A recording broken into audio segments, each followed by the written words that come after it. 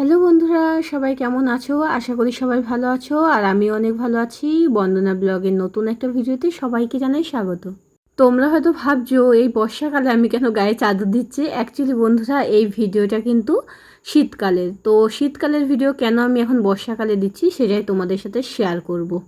বন্ধুরা, আজকে তোমাদের সাথে আমি একটা ব্যক্তিগত গল্প শেয়ার করব, যেটা আমার জীবনে ছোট্ট একটি গভীর কষ্টের অভিজ্ঞতা। তো আজকে চলে এসেছি আমার একটা ছোট্ট শখ পূরণ করতে। আমার অনেক দিনের শখ ছিল যে আমার ঘরে একটা আমি ফ্রিজ নেবো। তো আমাদের বাড়িতে একটা ফ্রিজ আছে, যেটা আমার শাশুড়ি মা আর আমি দুজনে মিলে ইউজ করি। কিন্তু আমার শখ ছিল যে আমার ঘরে একটা পার্সোনাল ফ্রিজ থাকবে। আর আমরা তো মিডিল ক্লাস ফ্যামিলি থেকে বিলং করি। কোনো শখ করলে যেটা সঙ্গে সঙ্গে পূর্ণ করতে পারি এরকম না, একটু সময় লাগে। তো দেখো, শীতকালে আমরা এসেছিলাম একটা ফ্রিজ কিনতে, কারণ শীতকালে না ফ্রিজের দামটা একটু কম থাকে।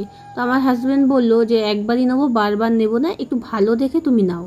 তো সে আমাকে বললো তুমি যদি চাও তাহলে ডবল ডোরের ফ্রিজও নাও। তো আমি সেই কারণে ফ্রিজগুলো দেখছিলাম।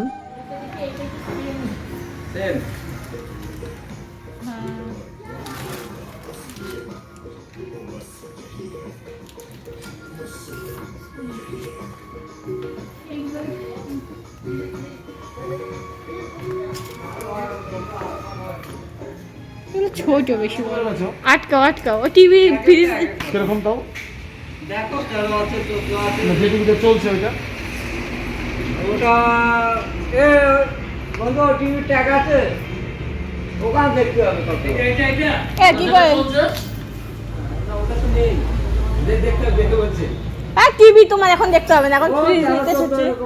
আমি ওকে বললাম যে আমরা দুজন মানুষ, তো আমাদের ডবল ডোর ফ্রিজের কোনো প্রয়োজন নেই, সিঙ্গেল ডোরের ফ্রিজ নিলেই হবে। তো ওর কিন্তু এই স্যামসাং কোম্পানির ফ্রিজটা খুব পছন্দ ছিল, ও বারবার এই ফ্রিজটাই দেখছিল। আর আমার ওয়ালপুল কোম্পানির ওই ব্লু কালারের ফ্রিজটা বেশি পছন্দ হয়েছিল। দেখো বন্ধুরা, তোমাদের এই ফ্রিজটা পছন্দ, আমার কিন্তু এই ফ্রিজটা খুবই পছন্দ হয়েছে, কিন্তু তোমাদের দাদা ভাইয়ের এই ফ্রিজটা পছন্দ না। ওর পছন্দ হচ্ছে ওইটা, স্যামসাং এর এই যে ফ্রিজটা। এদিকে আসো। না না এটা এটা পছন্দ, তখন খারাপ লাগছে না, দেখলাম এটা খারাপ। তোমার তো স্যামসাং এর সব পছন্দ, ফোনও স্যামসাং এর পছন্দ, ফ্রিজও স্যামসাং এর। আমার এটাই পছন্দ হয়েছে। আমারও এটাই পছন্দ। তাড়াতাড়ি নিয়ে যাবো, দেরি করবে না। চলো 10 মাস দেরি করবে। দেখো এই সোফাটা ভালো লাগছে। এ কি করবা, এটা না ওইটা? মিলে গেছে ছবি তুলে কি করবা, এটা না ওইটা? ছবি তুলে দাও আগে আমাকে। ও তো হচ্ছে, তো ভিডিও হচ্ছে তো। এই সোফাটা কবে নেবা? সোফাটা ফাল্গুন মাসে নেব। ব্যাং নেবো ওরকম মুখে বলে। আচ্ছা, আমি একটা প্ল্যান করছি, যদি অ্যানিভার্সারিতে ওইটা না দিতে ওটা মেয়েটা নিয়ে চলে যাবো। এইটা পছন্দ তোমার? না না আমি ওইটাই নেবো, নীলটা বলো। তো ফাইনালি দুজনে মিলে সিদ্ধান্ত নিলাম যে ওয়ালপুরের 5 স্টার তোমার 207 লিটার সম্ভবত ওই ফ্রিজটা খুব সুন্দর, তো ওটাই আমাদের পছন্দ হলো। তো আমরা 70% মতন পেমেন্ট এখন করে দেবো, আর 30% বাকি থাকবে, সেটা আমরা সামারের আগে কমপ্লিট করে তারপরে ফ্রিজটা নিয়ে যাব। তার আগে কিন্তু আমরা নিয়ে যাব না। এরপরে একটা সমস্যা হয়ে গেছিলো বন্ধুরা, যে আমরা 30% টাকাটা যে জোগাড় করেছিলাম সেটা একটা দরকারে আমরা খরচা করে ফেলেছিলাম। তো তারপরে আবার যখন অনেক কষ্ট করে আমরা টাকাটা জোগাড় করেছিলাম, সেটাও আবার অন্য একটা দরকারে খরচা করে ফেলেছিলাম। তো আমরা গরমকালে না ফ্রিজের টাকাটা পেমেন্ট করতে পারিনি, আর এই কারণে ফ্রিজটাও আমরা বাড়িতে নিয়ে যেতে পারিনি। তো আমি তো মাঝে মাঝে তোমাদের দাদা ভাইয়ের সঙ্গে একটু রাগারাগি করতাম যে এত দেরি করছো, গরম চলে গেলে ফ্রিজ দিয়ে কী করবো। তো আমি রাগ দেখাতাম খুবই ওর উপরে, তবে বুঝতাম যে সুবিধা অসুবিধা তো বুঝতে হবে। তো তারপরে একদিন হঠাৎ করে তোমাদের দাদা ভাই, দেখো 6 মাস হয়ে গেছে, তখন শীত ছিল, এখন দেখো বর্ষাকাল, তো তোমাদের দাদাভাই হট করে রাত্রিবেলায় ফ্রিজটা নিয়ে চলে এসেছে। আর আমি তো খুব খুশি যে এতদিন পর যা হোক আমার জিনিসটা তো ঘরে আসলো। তো জিনিসটা ঘরে নিয়ে যে যখন খুলে দেখি, তখন দেখি যে আমি এই ব্লু কালারের ফ্রিজটা পছন্দ করেছি, আর দোকানদার পাঠিয়েছে অন্য ফ্রিজ। এই দেখো এই মেরুন কালারের ফ্রিজটা দেখে তো আমি সঙ্গে সঙ্গে কান্না করে দিই। সত্যি কথা, ওনার সামনেই আমার এত খারাপ লেগে গেছে যে আমি একটা পছন্দ করে আসলাম আর আরেকটা পাঠিয়েছে। তোমাদের দাদাভাই যদি আমাকে হোয়াটসঅ্যাপে ছবিটা পাঠাতো যে এইটাই তো ফাইনাল, দেখো নিয়ে যাচ্ছি, তাহলে হয়তো এতটা হয়রানি হতো না। তো আমি এই ফ্রিজটা নিই, আমি রাগ করে বলেছি এই ফ্রিজ পাল্টে দিয়ে আসো, না আমি ফ্রিজ ব্যবহারই করবো না।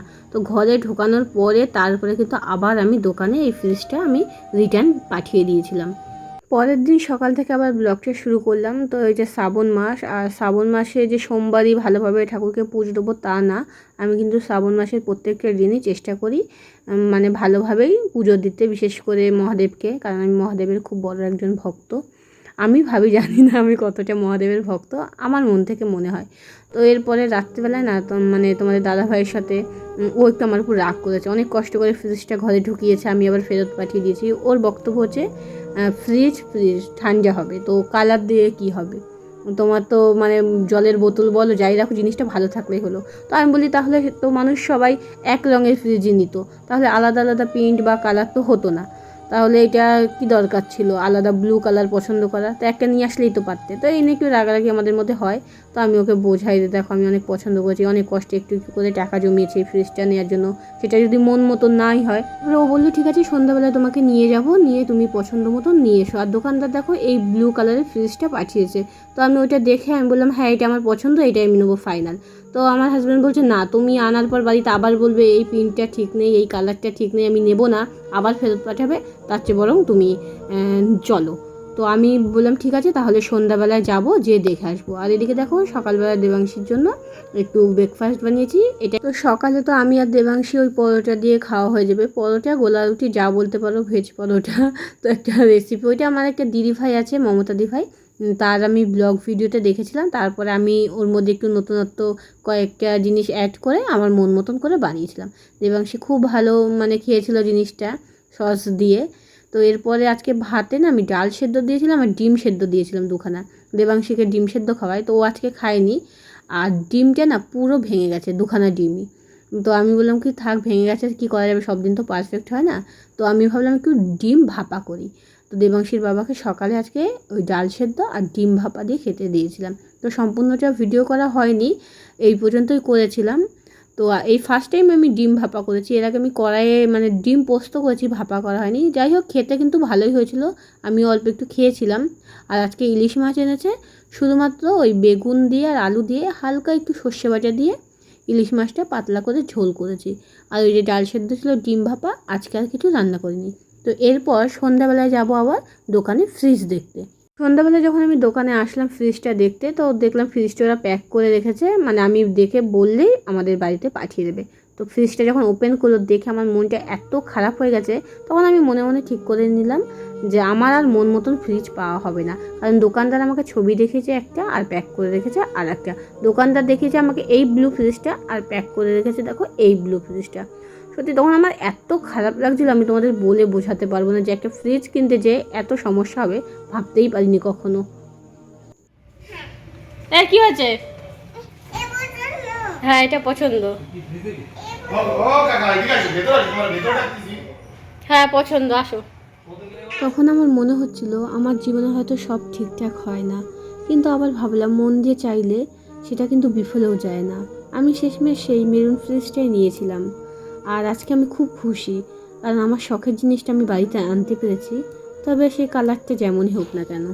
আমি এই গল্পটা শেয়ার করলাম এই কারণেই, আমাদের মধ্যে এমন অনেক মানুষ আছো যাদের ছোট ছোট স্বপ্ন নিয়ে অনেক লড়াই করতে হচ্ছে, তাদের উদ্দেশ্যে বলবো হাল ছাড়বে না, একদিন সফলতা ঠিকই পাবে। এরপরে দেখো ওই ধারেই না একটা আনন্দ মেলা বসেছিল শ্রাবণ মাসে শিব মন্দিরের পাশে। তো সেখানে একটু মেলায় ঘুরলাম, কারণ আমার মনটা খারাপ ছিল, তোমাদের দাদাভাই আমাকে নিয়ে গেল। তো সেমন কিছু কিনিনি, কয়েকটা জিনিস কেনাকাটা করে চলে আসলাম। মেলা থেকে আসার সময় এই দেখো দুখানা নাইটি এনেছি, একটা ব্লাউজ, আর এই যে একটা মেরুন কালারের আর একটা লাল কালারের শার্ট ঝুলের নাইটি, না অন্য কালার ছিল না। তো তোমরা হয়তো ভাববে আমি শুধু এই যে মেরুন আর লালই নিই, তো ভালো পাওয়া যায় না শার্ট ঝুলের নাইটি, আমি পাইনি, এই দুখানা একটু ভালো ছিল তাই নিয়েছি। আর দেখো দেবাংশীর বাবা এনে দিয়েছে 1 ড্রাম তেল, বলে তুমি তরকারিতে এত তেল বেশি খাও না, এবার কত তেল বেশি দেবার দাও। তো যতই এনে দিক একটু হিসাব করে চালাতে হবে। আর এনেছি এই দেখো মেয়ের জন্য ম্যাগি এনেছি, মেয়ে কিচ্ছু খাচ্ছে না, ম্যাগি খায় শুধু এখন, তাই একটু ম্যাগি নিয়ে আসলাম। আর জিলাপি এনেছি দেখেছোই তোমরা। তো দেখো বন্ধুরা, বলে না পছন্দ একজনকে সংসার করতে হবে আর একজনের সাথে, আমার সাথেও কিন্তু সেম হলো। তো তোমরা বলো কোন ফ্রিজটা ভালো ছিল বা কোনটা ভালো লেগেছে, তোমরা অবশ্যই জানিও কমেন্ট করে। এমা ভালো, হ্যাঁ ছিঁড়ে দেবো, আচ্ছা ঠিক আছে, ভালো টেস্টি, ও বাবা খুব টেস্টি, মজা। সস দেবো, সস সস আছে? ও শেষ, আচ্ছা দিচ্ছি খাপা।